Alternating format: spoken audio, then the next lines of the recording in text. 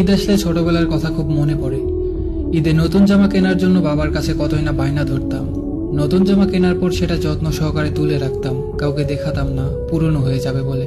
পাড়ার বড় আপু বা ভাবিদের কাছে যে বসে থাকতাম মেহেদি দেওয়ার জন্য। চাঁদ রাতে চাঁদ দেখার পর পাড়ার অলিতে গলিতে সবাই মিলে মিছিল করতাম। রাতে ঘুম হতো না, কখন সকাল হবে এটা ভাবতে ভাবতে কখন যে ঘুমিয়ে যেতাম বুঝতেই পারতাম না। ঈদের দিন সকাল 6টায় মা ডেকে দিত, ঘুম চোখে গোসল করতাম, নতুন জামা পরে নামাজ শেষ করে সব বন্ধুরা মিলে এক জায়গায় হতাম।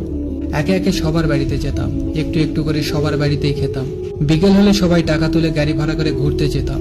সবাই মিলে কতই না আনন্দ করতাম, কতই না সুন্দর ছিল সেই দিনগুলো। এই কথাগুলোর মর্ম শুধু 90-এর দশকের ছেলে মেয়েরাই বুঝবে, কিন্তু বর্তমান জেনারেশনের ছেলে মেয়েগুলোকে দেখে আমি কেমন যেন থমকে যাই। এদের মাঝে ঈদের কোনো আনন্দ নেই। সারা মাসে 100টা উৎসব পালন করা কিছু মুসলমান বলে এবারের ঈদটা ঘুমিয়েই কাটাবো, অথচ মুসলমানদের সবচেয়ে বেশি খুশি হওয়ার কথা ছিল এই ঈদের দিনে।